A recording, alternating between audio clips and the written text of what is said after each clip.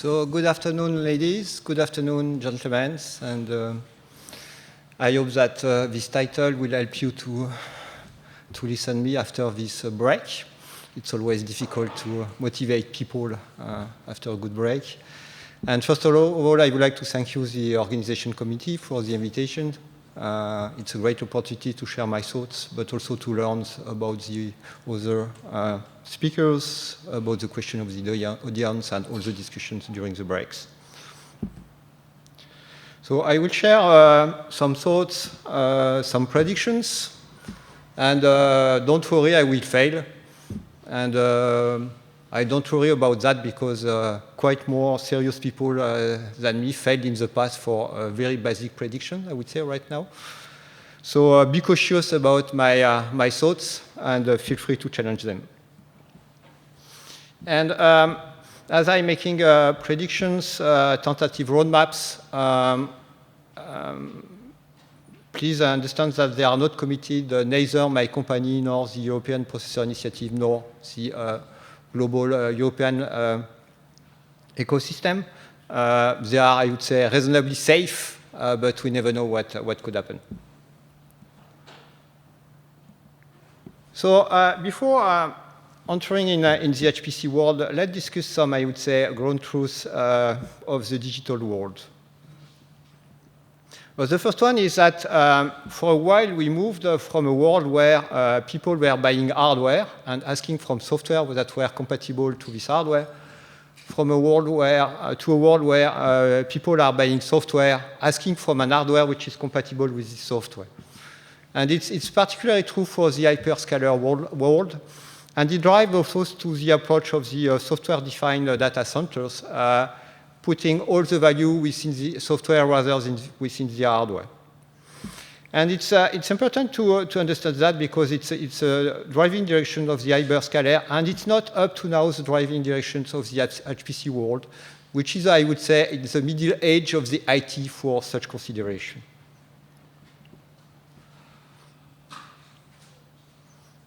The next point, it has already been discussed this morning during the keynote. It's since the beginning, we have a serious divergence between the capability to compute and the capability to move data.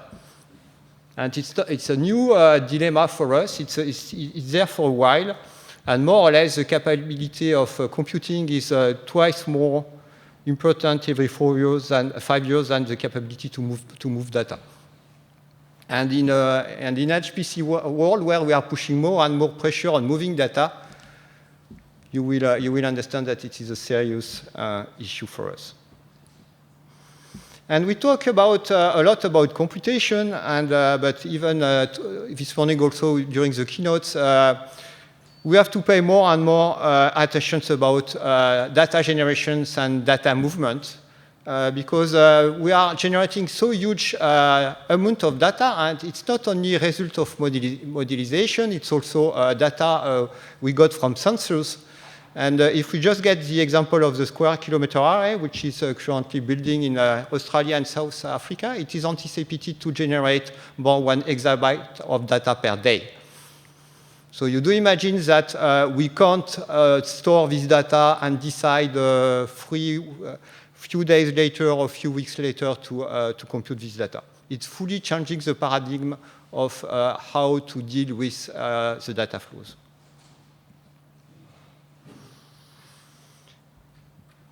And then, especially due to these constraints on the data movement, we are seeing also in a change in a way where data centers, edge computing, and IoT domain are collaborating. Up to now, it's a pure vertical chain, meaning data center being the master and the other component being the slaves. And we are moving to a world where all these entities will cooperate rather than being in a vertical environment, meaning also that the data will be computed as much as we can close to the sources and not pushed to the cloud or to the data center to be computed. And this means that we have more and more interactions between all the actors of this continuum, rather, one more time, than a master giving orders to slaves. And for sure, our beautiful HPC system will have to find out their place within this dynamic environment. So what's at stake for us as HPC players? First of all, we all know, and it has been already discussed a lot, as important what we are doing is for research, economy, societal changes, etc., etc. And we are proud of that, and we all know that it's very important. But who knows out of this community what is HPC, what is numeral simulation? Almost nobody. So we are a community, a small community, maybe a sect, because we are quite small. And not being well known, not being widely recognized is really putting a strong risk on top of our heads, meaning that when politics may have to take decisions, they might not be in favor of our challenges, and it's a strong risk in the current difficult days we are facing. So it's really at risk to maintain HPC environment, numerical simulation, the challenges we solve so confidential, and we really need to make a lot of noise to be more well known, to be more involved in all the dynamic of our world, to make sure that we will have a brilliant future. And this brilliant future is moving our compute capabilities from their caves to be more dynamically involved in all the research, but also industry world, with more cooperation, more near real-time, more real-time cooperations between all the elements.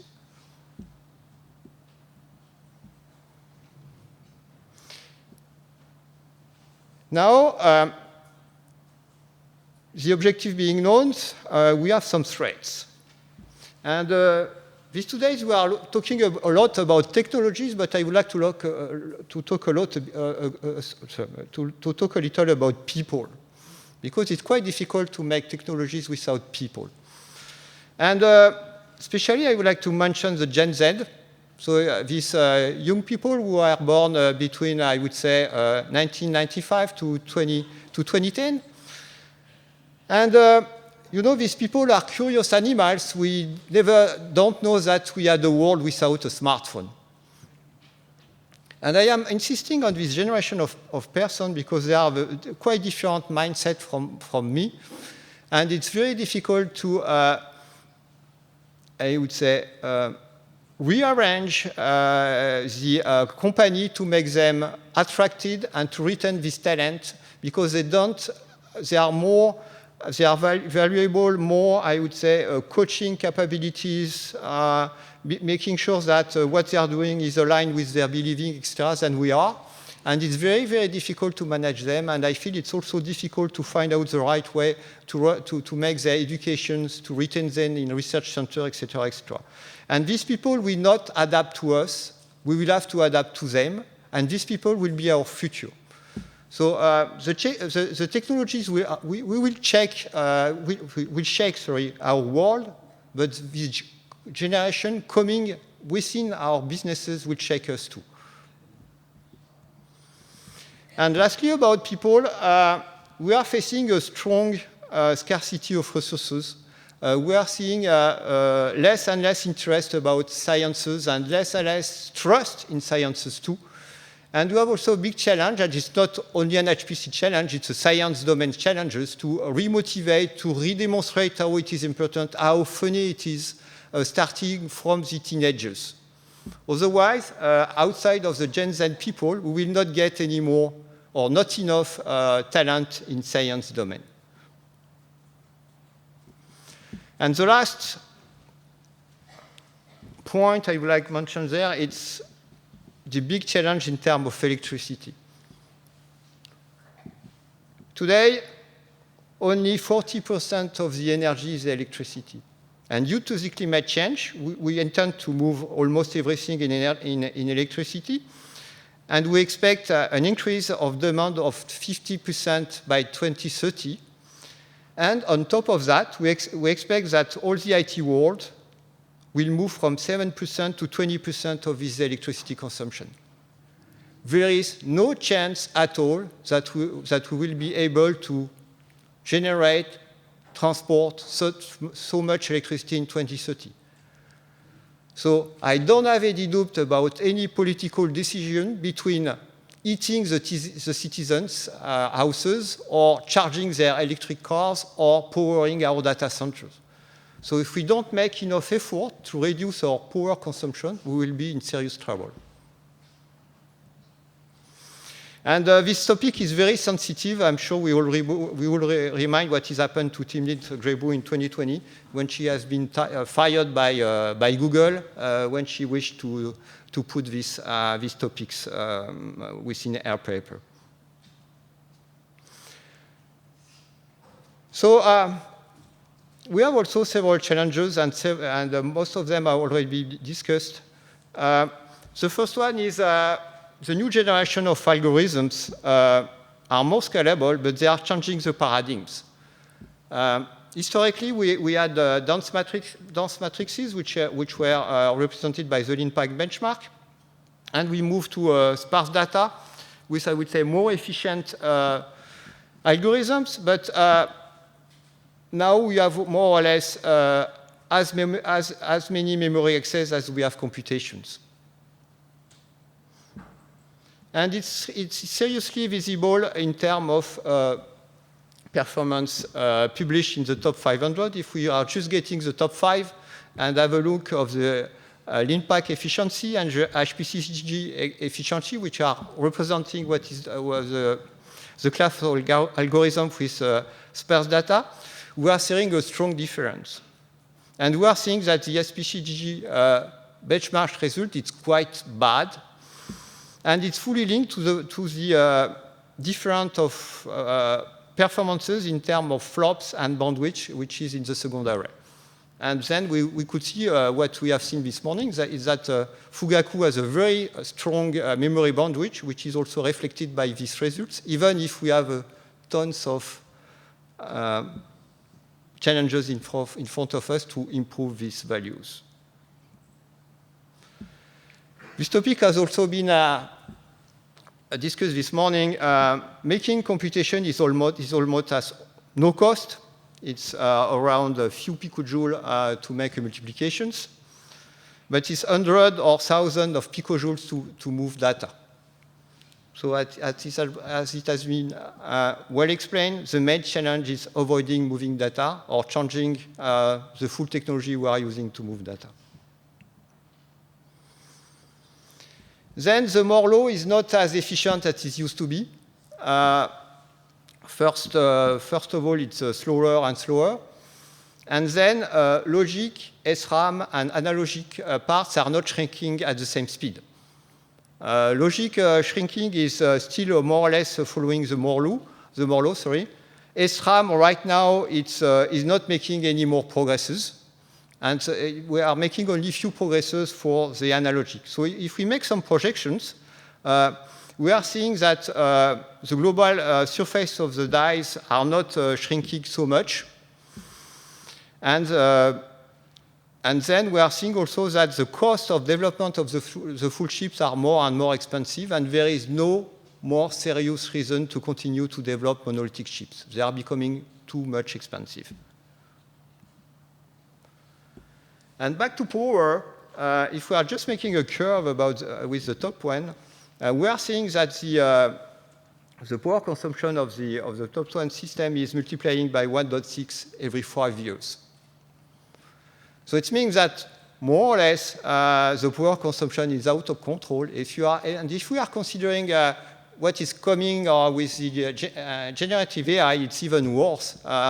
The number of hyperparameters, the cost of the computation are growing so fast that it is also requiring more and more energy, and it's partially explaining why we anticipate that the IT power consumption in 2030 could move up to 20% at that time. Next challenge is FP or 64 floating point computation is not useful for AI.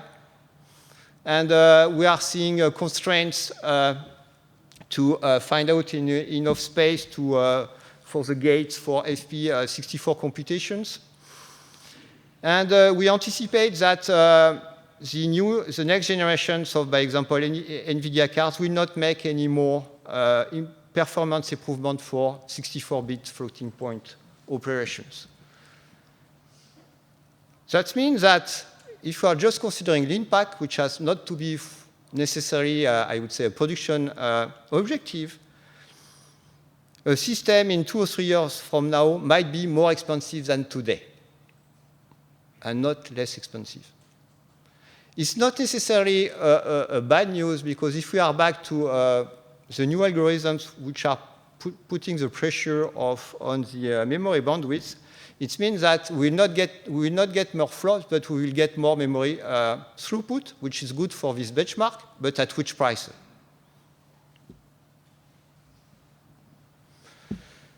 And in our world, we talk a lot about flops, but not so much about IOs, whatever it is, file system or interconnect. And there it's just some values we pick up from a workflow. And it's interesting to see that we have some IOs which are very, very long, up to 17 seconds.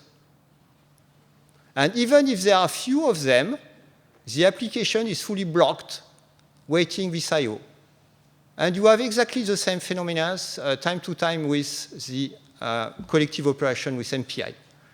So it's not only paying attention about computation, it's also making sure that we have smooth IOs, whatever it is for file systems or for the interconnect.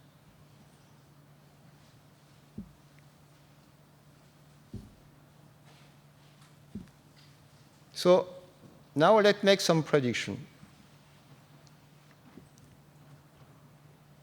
The first one is, up to now, we were asking for the machine we needed. We asked for the energy we needed. Both were matching, and we had our beautiful machines. And now the paradigm is changing is the data center have a certain amount of power, and they will have to deal with this power. They will not get any more. We only get few more. It means, with regard to what I explained about the energy challenges, etc., we have to make a lot of innovations to fit with this budget, even with more powerful machine, and even to consume less due to the electricity scarcity we will face in some years from now. The second point is this pressure on the memory or I/O bandwidth is more specific on HPC than on other technologies. And this means that I would say classical outscaler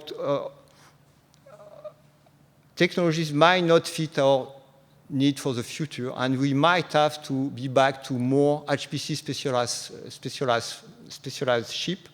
And the challenge for us is to have such chips, which are affordable. And you know, our machines are dinosaurs in terms of ease of use, ease of programmation, etc. And it's not what is expected by the Gen Z, or what I could say I could mention as the GAFAM generation. People used to use the Amazon or Google environments, using software like programming language like Python and not Fortran on C++, etc. And we will have to make a lot of effort to have software environments which are more suitable for what they are expecting, more generic programming model. We just mentioned C++ a few times ago during this symposium, but which C++? We have so many standards of C++ that even two C++ developers are not writing the same within the same language. And it's at stake to find out the right level of programming for these guys. And then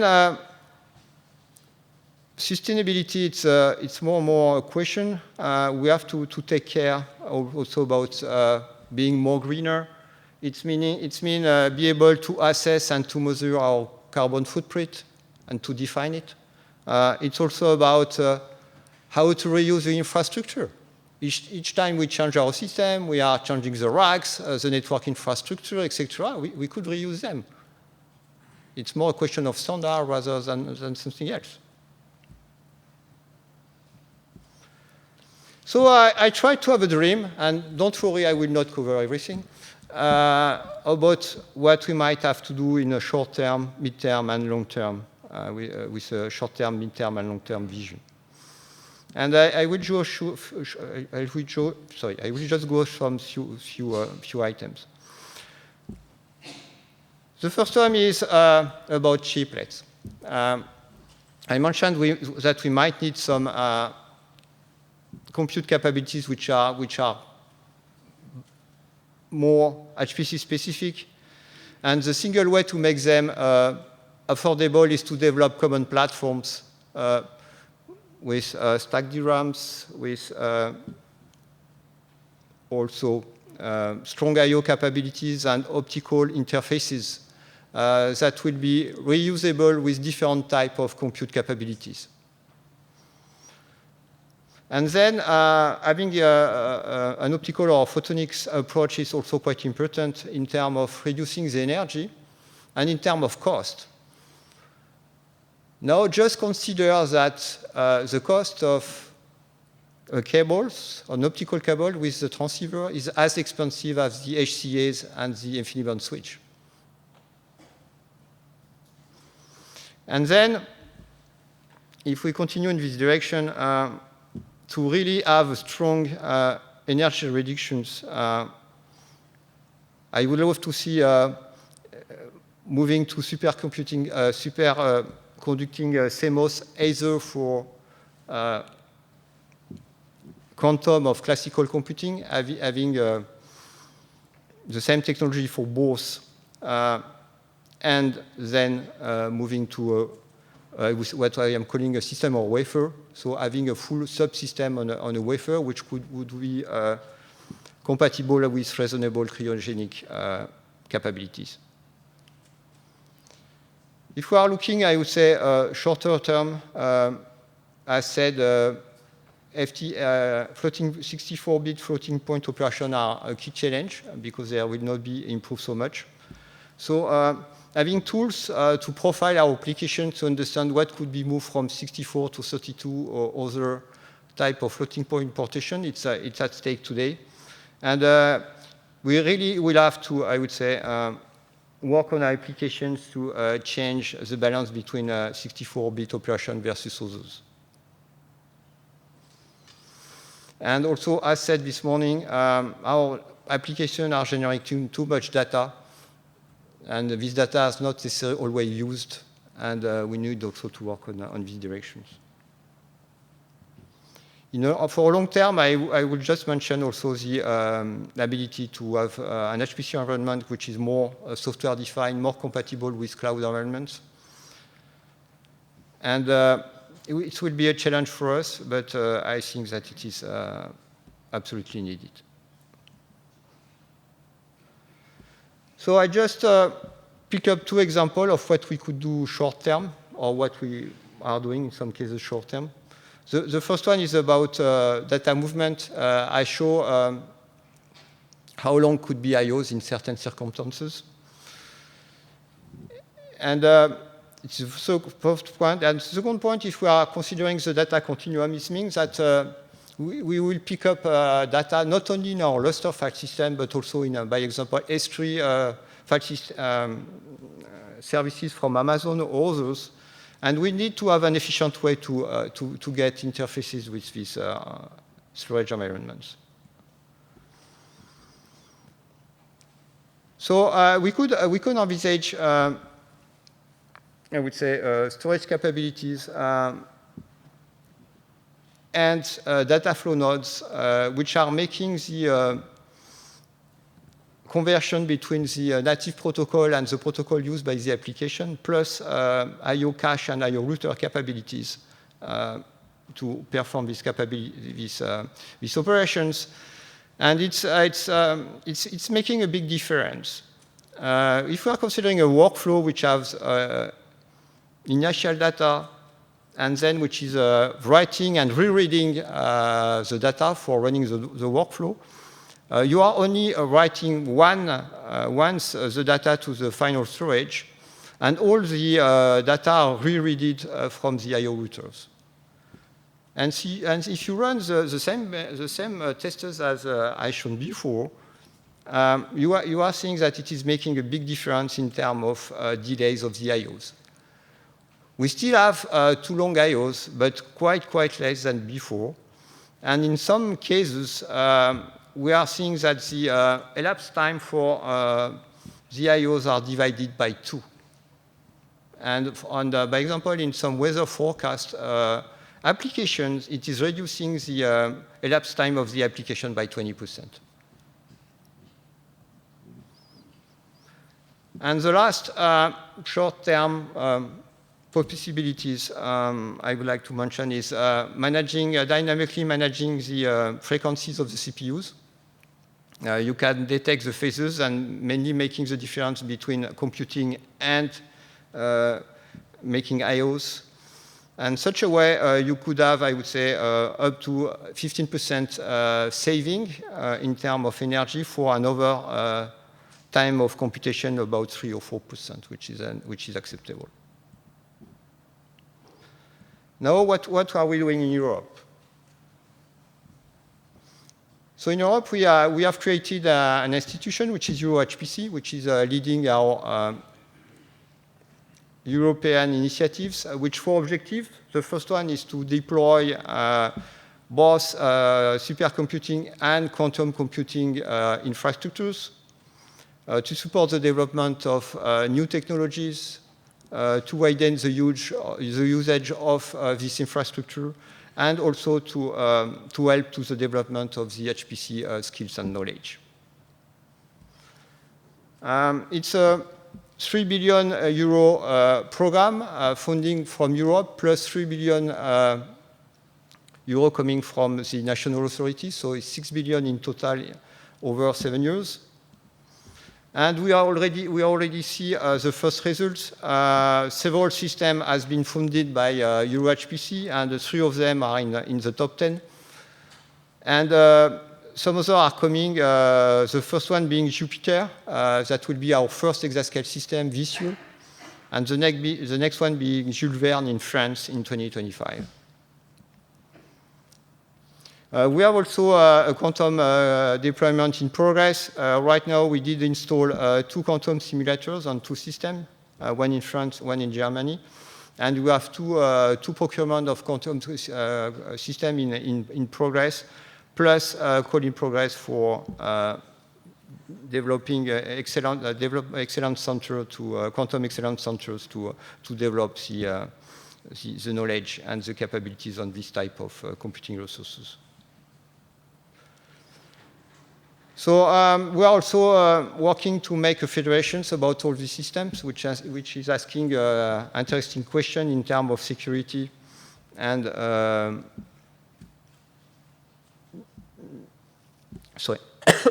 data services, etc.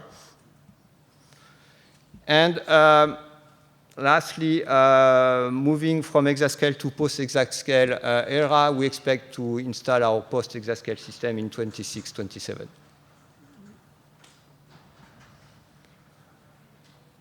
About research and innovations, we have almost 40 programs running right now, and I will just share a few of them. Our main initiative right now, it's about European Processor Initiative, where we are developing ARM processors and RISC-V accelerators. These processors and accelerators will be used for pilots we are currently developing, And the third generation of ARM processor will go to Jupiter, our first exascale system, and the second generation of ARM processor will go to Jules Verne, the second exascale system in France. From this program, which is both ARM and RISC-V, so we are starting this year RISC-V program, so it will be pure RISC-V. And we expect to start next year a continuation for the ARM development. It's currently discussed by the governing board of HPC. We had also several software programs to prepare the exascale system in terms of software ecosystems. And this year, we will start an interconnect program for post-exascale systems. And at the same time, we will start also a software program which is oriented on energy-efficient software technologies. And lastly, we have several initiatives in terms of trainings. We have a one-stop shop for trainings. We developed a master, and we have also training centers. And lastly, we are currently building a virtual HPC academy to foster all these initiatives.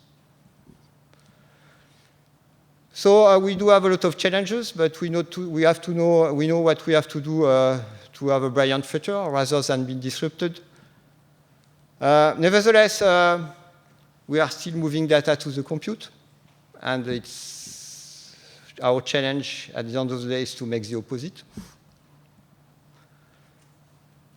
So all of us, we have to find out the right ideas to improve a lot our technologies, and I feel that we don't find out the good ideas because we are searching too complex solutions.